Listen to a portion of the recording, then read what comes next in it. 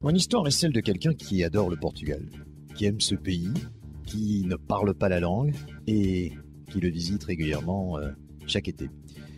Je m'appelle Christophe Gamero, vous m'avez peut-être entendu sur certaines ondes, puisque j'ai eu le plaisir déjà de parler de ce formidable pays que je découvre régulièrement. Je suis professeur d'histoire-géographie, mais je suis un professeur tout à fait atypique, puisque pendant des années, avant d'officier devant des élèves, j'étais animateur, je faisais un petit peu de radio, je faisais un petit peu de télévision. Et j'ai eu l'occasion donc de découvrir l'animation dans toute sa splendeur. Et c'est justement muni de ce passé, et en fonction de ce passé, que j'essaie de proposer des conférences qui ne ressemblent pas tout à fait à celles de conférenciers traditionnels. Depuis maintenant 3 ans, effectivement, je propose différentes promenades au Portugal. La première d'entre elles, c'est celle d'une région. Elle consiste à parler d'une région que les Portugais du sud-ouest connaissent bien, dont ils sont originaires. Il s'agit de Trás-os-Montes, que j'ai baptisé comme un Portugal authentique. Je propose depuis 2 ans également une balade à Lisbonne tout à fait originale, puisque je l'ai appelée Lisbonne au fil de l'eau. On voit l'eau sous toutes ses formes à Lisbonne. Et depuis cet été, depuis l'été 2012, je propose de découvrir Porto, cette superbe ville, sous un angle complètement original. Et cette conférence s'appelle Bem-vindo a Porto. Quelle est la particularité, quel est le point commun à toutes ces conférences ? D'abord, il y a des photos. Je pars du principe qu'entendre parler quelqu'un pendant 1 heure, ça peut être un petit peu monotone. Ça l'est sans doute beaucoup moins lorsqu'il y a des photos. Ces photos, ce sont les miennes. Et pourtant, je ne suis pas un photographe professionnel. Je suis même un piètre photographe, mais j'essaie de photographier l'instant. J'essaie aussi de donner une logique à ces conférences. Et la logique qui s'impose à ces 3 destinations, c'est de dire il y a des permanences au Portugal, mais il y a aussi des évolutions dans cette société portugaise. Et j'essaie de montrer les unes et les autres. On pourrait dire que finalement, le Portugal d'hier, effectivement, n'est plus le Portugal d'aujourd'hui. J'essaie de montrer les évolutions de ces régions, de ce pays, au travers de ces interventions. Alors sur le plan de la forme, on peut dire que ces conférences, j'essaie de faire en sorte qu'elles soient extrêmement vivantes. D'abord, elles se veulent interactives, c'est-à-dire que le public peut, à l'issue de chacune de ces prestations, me poser toutes les questions sur ce qu'il a entendu, sur le pays qu'il a peut-être un petit peu visité. J'essaie de mettre un petit peu de musique, j'essaie de faire en sorte que cette intervention soit très dynamique, je travaille sans notes, je me promène sur la scène, j'ai un micro à chef et j'essaie tout simplement de mettre le plus d'enthousiasme possible pour faire découvrir toutes ces destinations. Sur le fond, bien sûr, mon passé et ma profession actuelle de professeur d'histoire-géographie font que j'apporte une vraie rigueur historique et que j'essaie aussi de décrire l'espace géographique tel que je le vois, avec des aménagements touristiques, notamment dans le cas de Trás-os-Montes, avec de nouveaux hôtels qui ont été construits, avec des infrastructures routières, parce que c'est effectivement la particularité de ce pays que de s'être doté d'infrastructures routières de plus en plus de qualité, et avec des évolutions concernant les villes, que ce soit à Lisbonne ou à Porto. Effectivement, ces villes, si vous les avez visitées il y a 20 ans, ne ressemblent en rien à ce qu'elles sont aujourd'hui. En gros, il s'agit tout simplement de faire découvrir le Portugal, bien évidemment à ceux qui ne le connaissent pas, mais peut-être aussi de le faire redécouvrir à ceux qui pensent le connaître. Et si je devais un petit peu résumer le sens de ces interventions, eh bien disons que c'est une rigueur scientifique, celle du professionnel de l'éducation, celle aussi du professionnel de la communication, mais une rigueur scientifique qui se veut finalement être entendue par le plus grand nombre, c'est-à-dire que tout le monde peut venir, il n'y a pas forcément besoin d'être un intellectuel pour assister à ces réunions. Si on est simplement curieux, on est le bienvenu. Et j'ai aussi une préoccupation, être compris de tous, une conférence qui se veut en gros plus pédagogique que réellement universitaire. Je signale qu'il y a un site internet en ce qui me concerne et que, évidemment, quelques-unes des images qui ont été enregistrées lors de prestations précédentes peuvent être vues.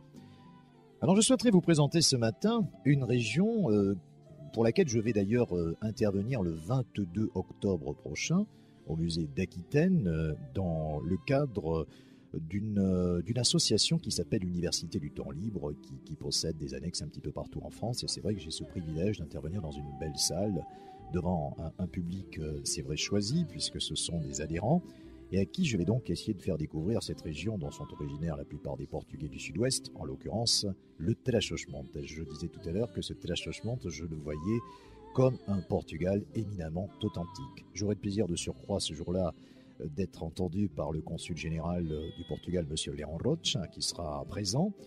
Et nous allons donc essayer de rentrer dans le vif du sujet en ce qui concerne cette région très immigrante, vous le savez bien.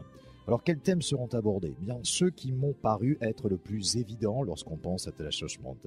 Évidemment, le premier thème, c'est la ruralité et c'est l'enclavement. Vous savez très bien que c'est une région qui est un petit peu paumée. Et c'est une région, c'est vrai, très méconnue, qui est à la fois sa malchance et sa chance, pourrait-on dire.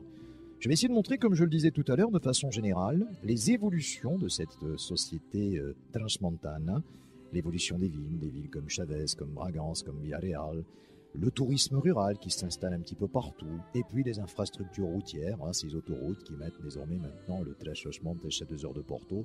C'était loin d'être le cas il y a encore 20 ans, puisqu'il fallait mettre près de 4 heures pour relier Chavez à Porto lorsqu'on passait par la nationale 103 si je ne m'abuse. On peut dire que ce Trás-os-Montes a de nombreuses permanences, incontestablement. Ces permanences, c'est le sous-développement, c'est le sous-équipement, c'est la faiblesse des salaires. Les Portugais qui sont venus travailler en France le savent bien, ils sont partis pour cela. On gagne, vous le savez, en moyenne encore dans le nord du Portugal entre 400 et 450 euros pour les plus petits salaires. C'est la surreprésentation des personnes âgées, parce que c'est vrai que ces villages sont surtout des villages de vieux en hiver. C'est bien différent lorsque vous allez au Portugal au mois d'août, mais vous savez très bien qu'en hiver, eh bien, on retrouve essentiellement des personnes âgées. C'est encore une immigration record, une immigration qui avait été stoppée, mais avec la crise que connaît le Portugal depuis maintenant 3 ans, cette immigration a repris. Ce sont des incendies dévastateurs, ce sont des réticences à une certaine forme de modernité, et c'est une faible formation des jeunes. C'est ce que j'appelle le négatif et c'est ce que j'appelle les permanences. Mais en même temps, et j'essaierai de le montrer justement ce jour-là, ce sera le 22 octobre, je vous le rappelle, il y a de nombreux points positifs. On peut dire que le Trás-os-Montes, c'est un espace vierge à aménager. Ce sont des traditions intactes qui pourraient beaucoup plaire aux touristes qui ne connaissent pas ni le Portugal ni le Trás-os-Montes. Ce sont ces fêtes qui sont à dominante religieuse pour la plupart d'entre elles, qu'on appelle les Romarias. C'est un patrimoine rural exceptionnel avec notamment de très très belles maisons en grès qui sont tout à fait symptomatique de cette architecture rurale que l'on retrouve dans le nord du Portugal. C'est une immigration source de richesse qui permet effectivement de financer de belles fêtes, qui permet aussi de financer de nombreux aménagements. Et puis parmi les côtés positifs, je vois une volonté d'aide de l'UE, tout au moins cette volonté existait avant la crise, je ne sais pas si elle est toujours actuelle, et puis une volonté de quelques-uns de ceux qui vivent, alors cette fois-ci au Trás-os-Montes, de faire des faiblesses de cette région finalement des atouts. Alors ce sont des initiatives de développer notamment des villages de vacances, de restaurer des quintas de façon à en faire des hôtels. Malheureusement, pourrait-on dire, ce sont des initiatives qui sont encore trop isolées et qui sont seules le fruit de la bourgeoisie transmontane. Donc du négatif et du positif. Intérêt de notre conférence de façon générale, bien sûr, faire découvrir ce Portugal méconnu, je vous le signalais, qui maintient ses traditions malgré les évolutions du temps. Distinguer en réalité plusieurs Portugal. Le Portugal que l'on connaît, c'est le Portugal littoral, c'est le Portugal du soleil, c'est le Portugal de la Garve. Mais qui passe et qui s'arrête surtout dans le Trás-os-Montes? Eh bien nous avons souhaité nous y arrêter et vous en parler lors de cette conférence pendant plus d'1 heure et en tout cas vous en parler à l'occasion de cette émission radio. Montrer qu'une région rurale, enfin, loin de la mer, peut aussi avoir un côté touristique. Et ce sera d'ailleurs le sens de la problématique de cette conférence. Est-ce que finalement, les inconvénients dont je viens de parler du Trás-os-Montes ne sont-ils pas ses meilleurs atouts? Est-ce que finalement le Trás-os-Montes n'est-il pas un conservatoire de ces traditions portugaises? Est-ce que le vrai Portugal finalement n'est-il pas là? Nous parlerons de tout cela et de bien d'autres choses encore.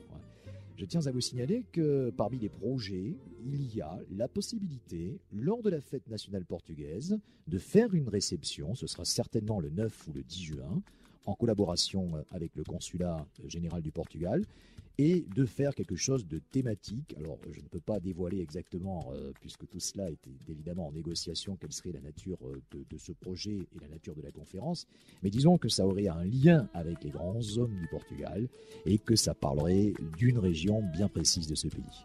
Voilà, j'espère vous avoir intéressé. J'espère aussi que bien évidemment les Portugais auront retrouvé quelques constantes de leur région d'origine.